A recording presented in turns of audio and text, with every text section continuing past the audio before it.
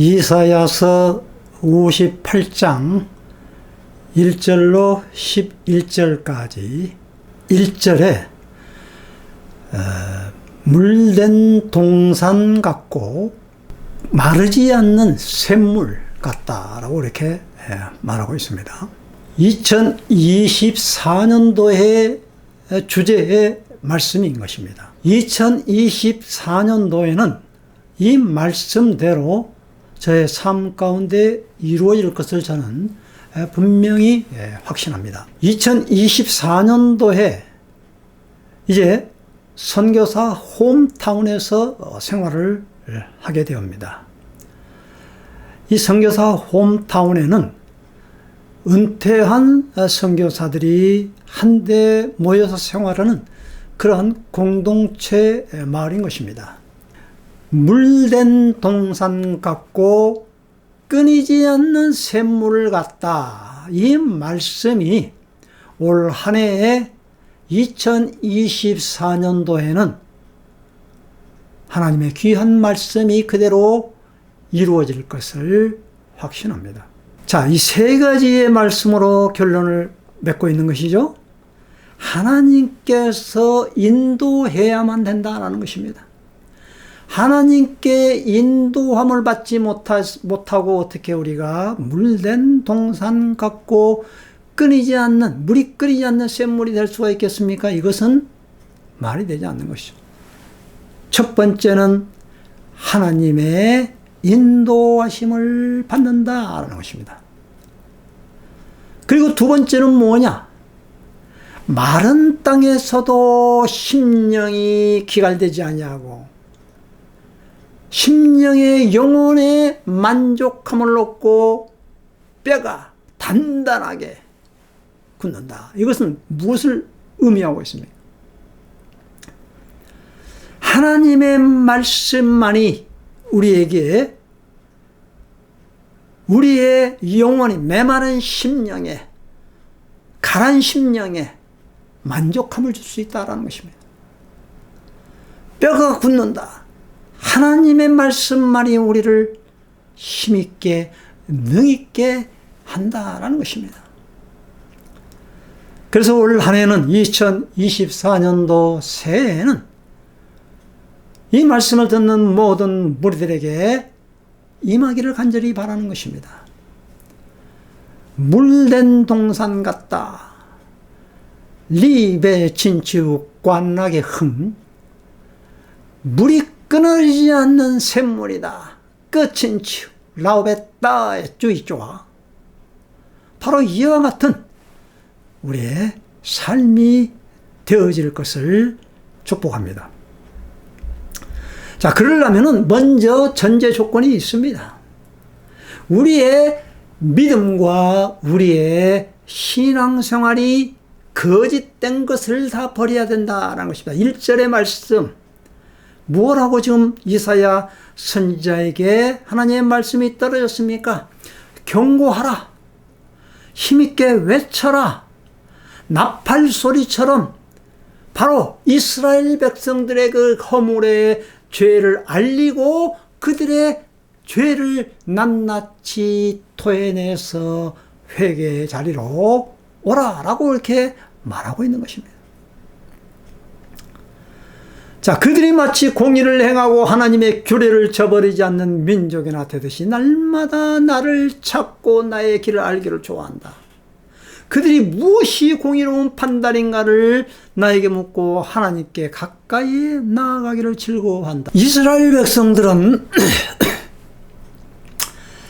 하나님을 열심히 믿고 하나님의 열심히 찾는다고 그들은 행위로서 금식으로서 보이기 위해서 주님 앞에 이렇게 나아가고 열심히 찾고 부르진다는 것을 보여주고 있다는 것입니다. 그러나 그들의 신앙의 문제점이 어디에 있는가? 이스라엘 백성들 그 당시에 바벨론 포로로 붙잡혀 가 있고 다시 귀환하는 가운데 예루살렘 성전을 어떻게 짓고 하나님께 어떻게 나아가야 되는가라는 것을 말하는 그러한 그 배경이 오늘 이 시대에 오늘 우리 살고 있는 이때에도 동일한 말씀으로 주어지고 있다는 것에 대하여서 우리는 놀라지 않을 수가 없는 것입니다. 수많은 종교인들이 하나님 앞에 또한 자기들이 믿는 신 앞에 나아간다고 부르짖고 기도하고 있습니다. 오늘날 우리 기독교 안에서도 교회 안에서도 열심히 믿는다고 입으로는 떠들어대고 있고 또한 주일날 교회에 예배에 참석하면서 가장 경건한 척하면서 예배를 드리고 나옵니다. 그러나 세상에 나와서 삶을 영위하고 살아갈 때에는 그들의 예배에 그러한 모든 형식과 그러한 모든 의식들은 다 무너져 내려버리고 세상 사람들과 똑같이 오히려 그들에게 더 악행을 저지르는 것을 오늘 여기에서 이사야 선지자가 꾸짖고 있다라는 것입니다. 3절에 보니까 주님께서 보시지도 않는데 우리가 무엇 때문에 금식을 합니까? 주님께서 알아주시지도 않는데 우리가 무엇 때문에 고행을 하겠습니까? 너희들이 금식하는 날 너희 자신의 향락만을 찾고 일꾼들에게는 무리하게 일을 시킨다 라고 그렇게 말씀을 하고 있는 것 아니겠습니까? 자, 그래서 주님은 이렇게 말씀을 하고 있습니다. 내가 찾고 내가 기뻐하는 금식은 바로 이와 같은 것이다 라고 이렇게 8가지를 통해서 말하고 있다라는 것입니다. 자, 그 말은 우리가 이 금식을 하라 또 하나님께서 원하시는 그 금식 먹지 않는 것 그러한 종교적인 그러한 행위를 지금 말하고 있는 것이 아니다라는 것입니다. 하나님 앞에 믿는 그러한 그 신앙과 우리의 삶이 뒤틀어지는 사람 앞에 보이기 위한 그러한 신앙이 바로 위선 아니겠습니까? 자, 그래서 이 금식이라는 이 단어를 하나님 먹지 않는 것으로만 우리가 생각하지 말고 오늘 여기에서 말하고 있는 이 금식이라는 것은 하나님 앞에 나아가고자 하는 그러한 종교적인 그 행위, 열심히 있는 행위 하나의 대표적인 그러한 단어라고 우리가 한번 생각을 해보고 오늘 이 말씀을 우리는 잘 생각해 보아야 될 것입니다. 금식은 하나님을 향한 굶주림의 회복이어야 된다라는 것입니다. 금식은 하나님께 굶주린 향수가 되어져야 된다라고 누가 이렇게 참 멋있는 말을 했습니다. 그리고 또 이런 말을 했죠. 금식이란 죄를 굶겨 죽이는 것이다.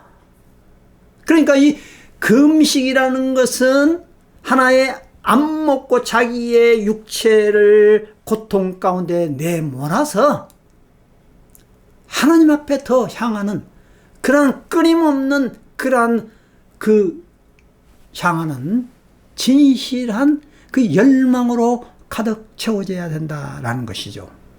그런데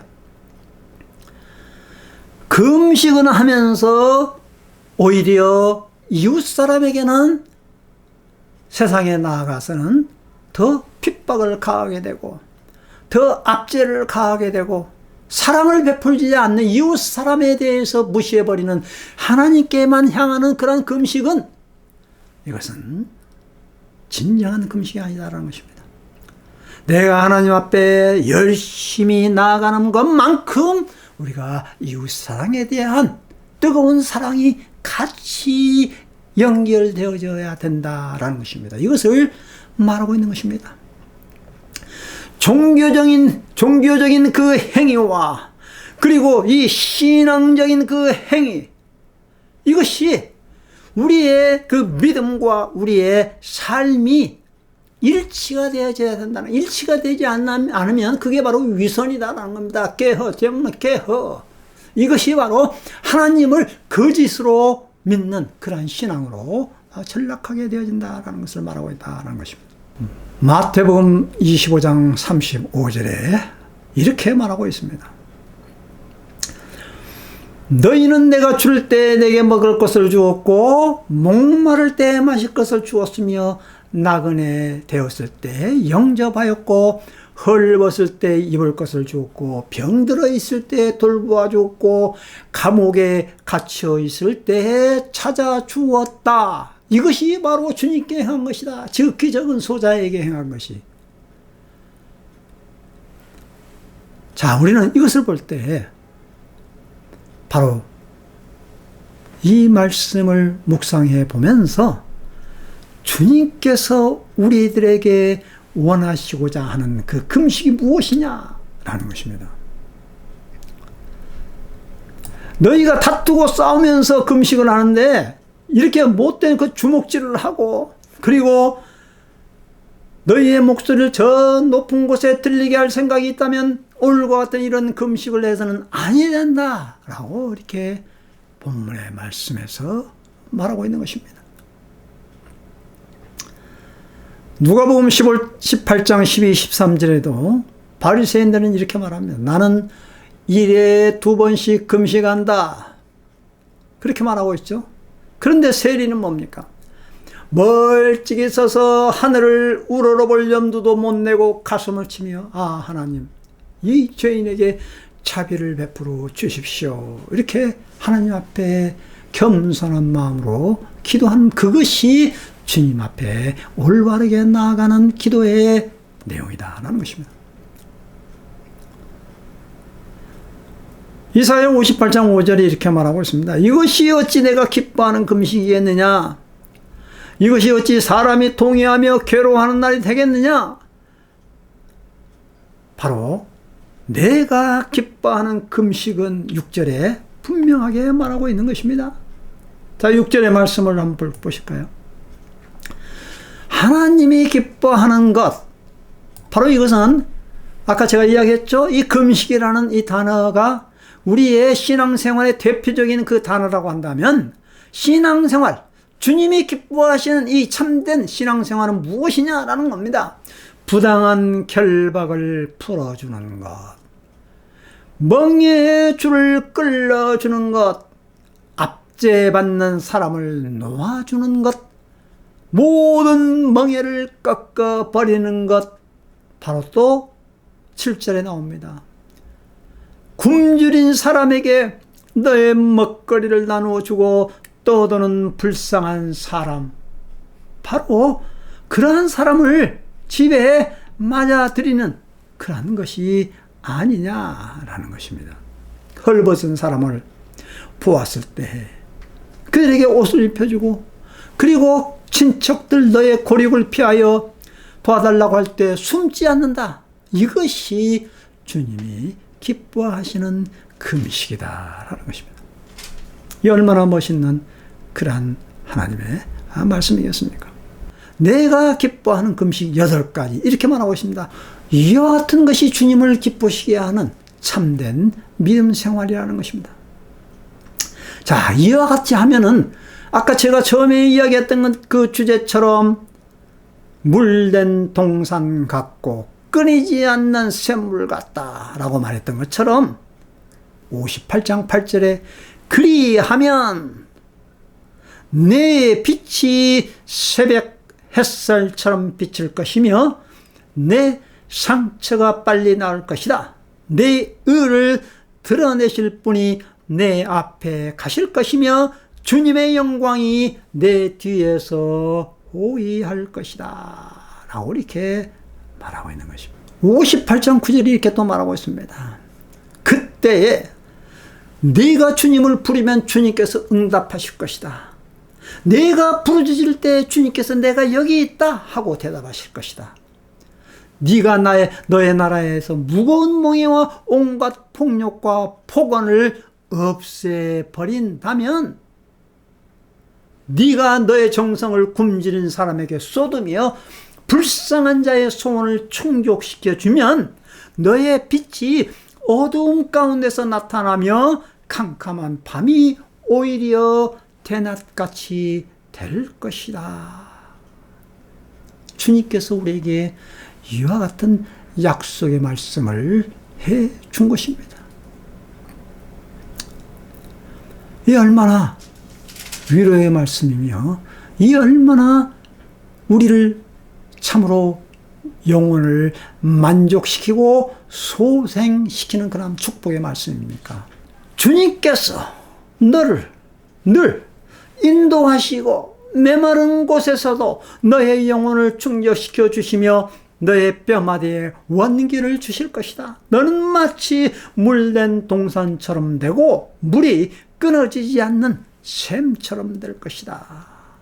2024년 새로운 한 해에는 이와 같은 축복의 말씀이 그대로 우리의 삶 속에서 이루어지시기를 간절히 주님의 이름으로 축원드리겠습니다. 기도하겠습니다.